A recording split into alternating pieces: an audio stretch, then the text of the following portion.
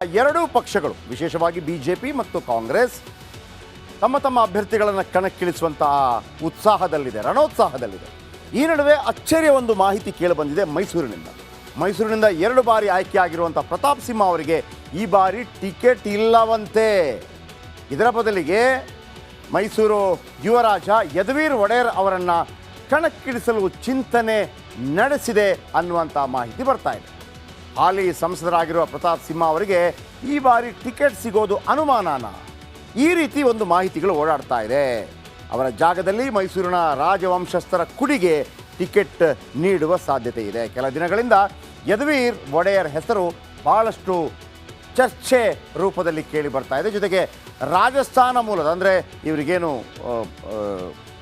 ಹಿನ್ನೆಲೆ ಇದೆ, ಅಂದರೆ ಹಿನ್ನೆಲೆ ಅಂತಂದರೆ ರಾಜಸ್ಥಾನದ ಇದೇ ರಾಜಮನೆತನ ಕೂಡ ಕೊಡಬೇಕು ಅಂಥೇಳಿ ಹೇಳಿದೆಯಂತೆ. ಈ ರೀತಿ ರಾಜಕೀಯ ಪಡಸಾಲೆಯಲ್ಲಿ ಭಾಳ ಹೆಸರು ಕೇಳಿ ಬರ್ತಾ ಇದೆ.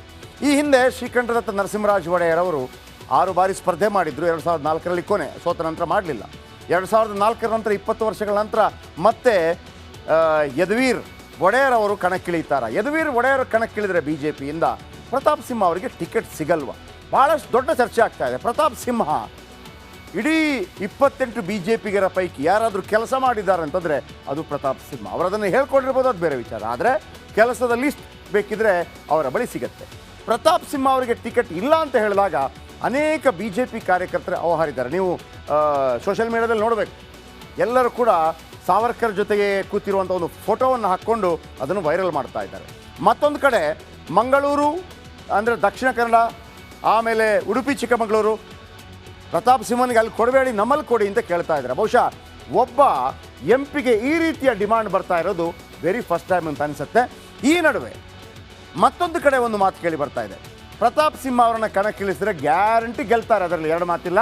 ಕಾರ್ಯಕರ್ತರು ಗೆಲ್ಲಿಸ್ತಾರೆ. ಆದರೆ ಬಿಜೆಪಿಯ ನಾಯಕರು, ಸ್ಥಳೀಯ ನಾಯಕರು ಪ್ರತಾಪ್ ಸಿಂಹ ಅವರನ್ನು ಸೋಲಿಸೋ ಸಾಧ್ಯತೆ ಇದೆ.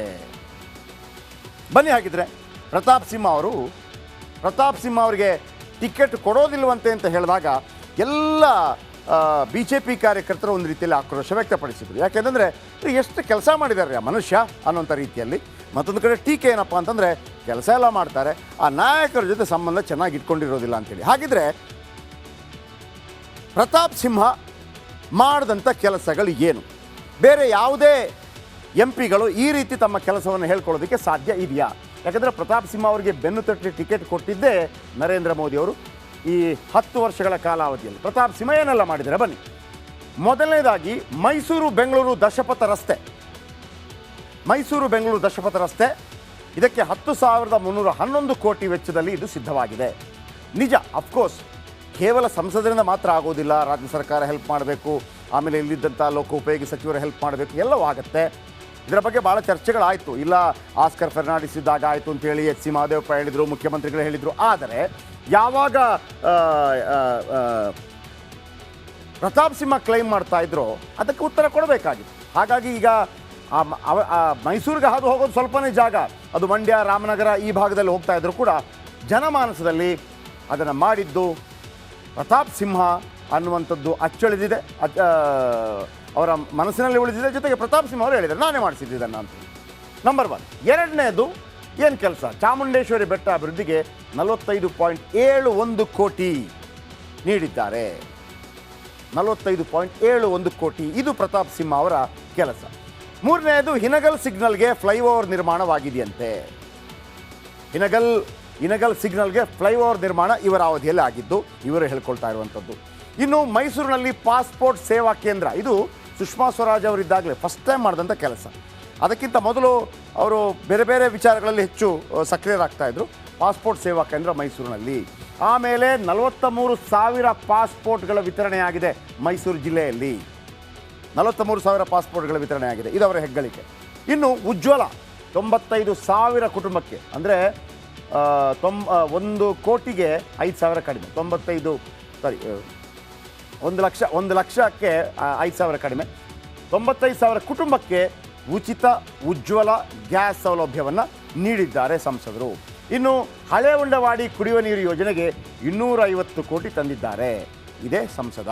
ಇನ್ನು ಹುಣಸೂರಿಗೆ ಕಾವೇರಿ ನೀರು ಕೊಡೋದಕ್ಕೆ 213 ಕೋಟಿ ರೂಪಾಯಿ ಕೊಟ್ಟಿದ್ದಾರೆ.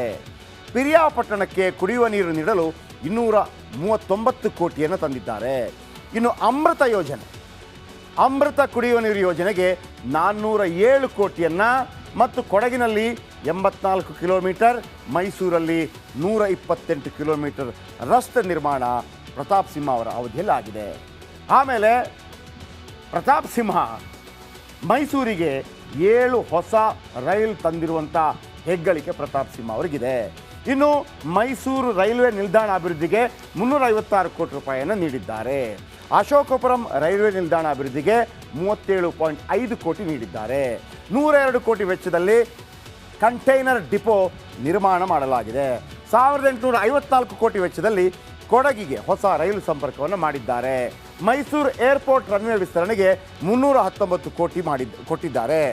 ಉಡಾನ್ ವಿಮಾನದಲ್ಲಿ ಮೈಸೂರಿನಿಂದ ಹೈದರಾಬಾದ್, ಕೊಚ್ಚಿಯಿಂದ ಗೋವಾ, ಬೆಂಗಳೂರು, ಬೆಳಗಾವಿಗೆ 6 ವಿಮಾನ ಇವರ ಕಾಲಾವಧಿಯಲ್ಲಿ ಬಂದಿದೆ. ಇನ್ನು ಅಧಿವೇಶನದಲ್ಲಿ 86% ಹಾಜರಿ ಇತ್ತು. 352 ಪ್ರಶ್ನೆಗಳನ್ನು ಕೇಳಿದ್ರು.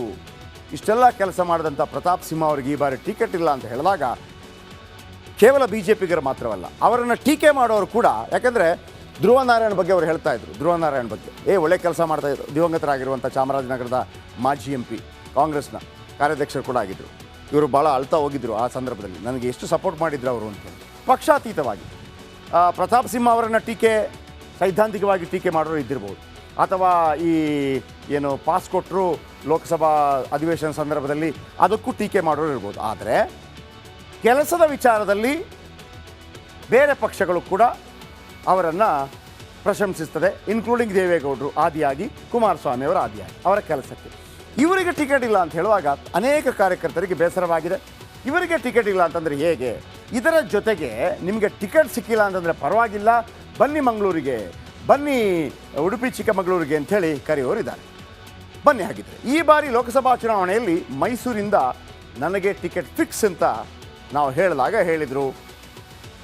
ಈ ಬಾರಿಯೂ ಮತ್ತೆ ಗೆಲ್ತೇನೆ ಅಂತ ಮೈಸೂರು ಕೊಡಗು ಸಂಸದ ಪ್ರತಾಪ್ ಸಿಂಹ ಹೇಳಿದ್ದಾರೆ. ರಿಪಬ್ಲಿಕ್ ಕನ್ನಡದ ಜೊತೆ ಮಾತನಾಡಿದ ಅವರು, ಒಬ್ಬ ಸಂಸದನಾಗಿ ಮಾಡಿದ ಕೆಲಸ ಏನಿದೆ ಹೇಳ್ರಿ, ನಾವೀಗ ತೋರಿಸಿದ್ವಲ್ಲ, ಏನಿದೆ ರೀ ನಾನು ಮಾಡದೇ ಇರೋ ಕೆಲಸ? ಹಿಂದುತ್ವ ಮಾತಾಡಿದ್ದೀನಿ, ನಮ್ಮ ಎಜೆಂಡಾ. ಅಭಿವೃದ್ಧಿ ವಿಚಾರದಲ್ಲಿ ನನ್ನನ್ನು ಮೀರಿಸೋರು ಯಾರು? ಹಿಂದುತ್ವ ವಿಚಾರ ಬಂದಾಗ, ಸರ್ಕಾರವನ್ನು ಸಮರ್ಥಿಸ್ಕೊಳ್ಳೋ ವಿಚಾರ ಬಂದಾಗ ನಾನು ಮಾತಾಡಿದ್ದೀನಿ. ನನ್ನನ್ನು ಕಾಯೋಕ್ಕೆ ಬೆಟ್ಟದ ಮೇಲೆ ತಾಯಿ ಇದ್ದಾಳೆ ಅಂಥೇಳಿ ಚಾಮುಂಡೇಶ್ವರಿ ಮೇಲೆ ಭಾರ ಹಾಕಿದ್ದಾರೆ. ಏನು ಹೇಳಿದರು ಪ್ರತಾಪ್ ಸಿಂಹ ಕೇಳಿಸ್ಕೊಂಡು. ಯಾರಿಗಾದ್ರೂ ಒಬ್ಬರಿಗೆ ಟಿಕೆಟನ್ನು ಕೊಡಬೇಕೋ ಕೊಡಬಾರ್ದು ಅನ್ನೋದಕ್ಕೆ ಮಾನದಂಡ ಏನು? ಅವನು ಕೆಲಸ ಮಾಡಿದನೋ ಇಲ್ವಾ? ಜನ ಅವ್ರ ಜೊತೆ ಇದಾರ ಇಲ್ವಾ? ಜನ ಮತ್ತೊಂದು ಸರಿ ಗೆಲ್ಲಿಸ್ತಾರ ಇಲ್ವಾ? ಮೈಸೂರು ಮತ್ತು ಕೊಡಗಿನಲ್ಲಿ ಕಾಂಗ್ರೆಸ್ಸಿಗೆ ಪ್ರತಾಪ್ ಸಿಂಹನ ಸೋಲಿಸುವಂಥ ಒಂದು ಕ್ಯಾಂಡಿಡೇಟನ್ನೇ ಹುಡ್ಕೋದಕ್ಕೆ ಹೆಣಗಾಡ್ತಾ ಇರಬೇಕಾದ್ರೆ ಇವತ್ತರೆಗೂ ಅವ್ರ ಕೈಲಿ ಟಿಕೆಟನ್ನೇ ಘೋಷಣೆ ಮಾಡೋಕ್ಕಾಗಿಲ್ಲ. ಮುಖ್ಯಮಂತ್ರಿಗಳ ತವರು ಜಿಲ್ಲೆ 135+1 136 ಸೀಟನ್ನು ಅಸೆಂಬ್ಲಿನಲ್ಲಿ 7-8 ತಿಂಗಳಿಂದ ಗೆದ್ದಿದ್ದಾರೆ. ಅವ್ರ ಕೆಲವೊಬ್ಬರನ್ನ ಕ್ಯಾಂಡಿಡೇಟನ್ನು ಹುಡ್ಕೋಕ್ಕಾಗ್ತಿಲ್ಲ ಅಂತಂದರೆ ಪ್ರತಾಪ್ ಸಿಂಹ ಎಷ್ಟು ಕೆಲಸವನ್ನು ಮಾಡಿದ್ದಾನೆ, ಎಷ್ಟು ಪ್ರಾಜೆಕ್ಟ್ಸ್ಗಳನ್ನ ತಂದಿದ್ದಾನೆ ಅಂತ ಜನಕ್ಕೂ ಕೂಡ ಗೊತ್ತು. ಕಾಂಗ್ರೆಸ್ಸಿಗೂ ಅರಿವಾಗಿದೆ ನನ್ನನ್ನು ಸೋಲ್ಸೋಕ್ಕಾಗಲ್ಲ ಅಂತ. ಸೋಲ್ಸೋಕ್ಕೆ ಆಗಲ್ಲ ಅಂತೇಳಿ ಹೇಳಿ ಅಳುಕಿನಲ್ಲಿರುವಂತಹ ಕ್ಯಾಂಡಿಡೇಟನ್ನು ಹುಡ್ಕೋಕ್ಕೆ ಹೆಣಗಾಡ್ತಾ ಇರುವಂತಹ ಕಾಂಗ್ರೆಸ್ಸಿಗೆ ನನಗೆ ಟಿಕೆಟ್ ತಪ್ಪಿಸಿ ಹೆಲ್ಪ್ ಮಾಡೋದಕ್ಕೆ BJಪಿಯವರು ಯಾಕೆ ಬರ್ತಾರೆ? ನನಗಂತೂ ಖಂಡಿತ ಹಂಗೆ ಅನ್ನಿಸಲ್ಲ. ಕಾಂಗ್ರೆಸ್ಸಿಗೆ ಹೆಲ್ಪ್ ಮಾಡೋಕ್ಕೆ BJಪಿಯವರು ಯಾಕೆ ಪ್ರಯತ್ನ ಮಾಡ್ತಾರೆ? ಸಿದ್ದರಾಮಯ್ಯನವ್ರ ಚೇರ್ ಉಳಿಸೋದಕ್ಕೆ BJಪಿಯವರು ಯಾಕೆ ಸಹಕಾರ ಮಾಡುವಂಥ ಅಗತ್ಯ ಏನಿದೆ? ಹಾಗಾಗಿ ನನಗೆ ಖಂಡಿತ ವಿಶ್ವಾಸ ಇದೆ. ಮಾಡಿದ್ದನ್ನೆಲ್ಲ ನೋಡಿರುವಂಥ ಜನ ಇದ್ದಾರೆ, ಕಾಯಕಗಳು ಚಾಮುಂಡೇಶ್ವರಿ ಇದ್ದಾಳೆ, ಕೇಂದ್ರದ ನಾಯಕತ್ವ ಇದೆ, ಕೈ ಹಿಡಿದು ಬೆಳೆಸುವಂಥ ಕಾರ್ಯಕರ್ತರಿದ್ದಾರೆ. ನಿಶ್ಚಿತವಾಗಿಯೂ ಕೂಡ ಅವ್ರು ಯಾರೂ ನನ್ನನ್ನು ಕೈ ಬಿಡಲ್ಲ. ನಾನು ಬಂದಿರೋದು ಓಟ್ ಹಾಕೋ ಮತದಾರನ ಮೆಚ್ಚಿಸೋದಕ್ಕೆ, ಅವನ ಕೆಲಸ ಮಾಡೋಕ್ಕೆ, ಎಲ್ಲೋ ಯಾರ್ದೋ ಮನೆ ಹತ್ರ ಗಿರ್ಕಿ ಹೊಡೆಯೋಕ್ಕೆ ಬಂದಿಲ್ಲ ನಾನು. ಹಾಗಾಗಿ ನನ್ನ ಕ್ಷೇತ್ರದ ಜನರ ಮನೆ ಸುತ್ತಿದ್ದೀನಿ, ಊರು ಸುತ್ತಿದ್ದೀನಿ, ಅವ್ರ ಕೆಲಸ ಮಾಡಿದ್ದೀನಿ. ನನಗೆ ಖಚಿತವಾದ ವಿಶ್ವಾಸ ಇದೆ, ನನಗೆ ಪಕ್ಷ ನನ್ನನ್ನು ಕೈ ಹಿಡಿಯುತ್ತೆ. ಖಂಡಿತ ವಿಶ್ವಾಸ ಇದೆ ನನಗೆ. ಆ ತಾಯಿ ಚಾಮುಂಡಿ ಯಾವತ್ತೂ ಅವಳು ಏರಿರುವ ವಾಹನ ಸಿಂಹವನ್ನು ಕೈ ಬಿಡಲ್ಲ. ತಾಯಿ ಚಾಮುಂಡಿ ಯಾವತ್ತು ತಾನು ಏರಿರುವ ಸಿಂಹವನ್ನು ಕೈ ಬಿಡಲ್ಲ ಅಂತ ಹೇಳಿದ್ದಾರೆ. ಜೊತೆಗೆ ಅಲ್ಲಿ ಕೇಳಿ ಬರ್ತಾ ಇರುವಂಥ ಮಾತು ನಾವು ಕೇಳಿದಾಗ, ಪ್ರತಾಪನಿಗೆ ಟಿಕೆಟ್ ಕೊಟ್ಟರೆ ಖಂಡಿತವಾಗ್ಲೂ ಕಾರ್ಯಕರ್ತರು ಗೆಲ್ಲಿಸ್ತಾರೆ, ಆದರೆ ನಾಯಕರು ಸೋಲಿಸುವಂಥ ಪ್ರಯತ್ನವನ್ನು ಮಾಡ್ತಾರೆ. ಸ್ಥಳೀಯ ನಾಯಕರ ಜೊತೆ ಅವರ ಆಮೇಲೆ ಅವರ ಸ್ಟೈಲೇ, ಈಗ ಪತ್ರಿಕೋದ್ಯಮದಲ್ಲಿ ಕೂಡ ನಾವು ನೋಡಿದ್ದೀವಿ, ನೇರ ಅದನ್ನು ಮುಚ್ಚಿಟ್ಟು ಮಾತಾಡೋ ಪ್ರಮೇಯನೇ ಇಲ್ಲ. ಎಷ್ಟೇ ಫ್ರೆಂಡ್ ಆಗಲಿ ಅದು ಸರಿ ಇಲ್ಲ ಅಂತಂದ್ರೆ ಸರಿ ಇಲ್ಲ ಅಂತೇಳಿ.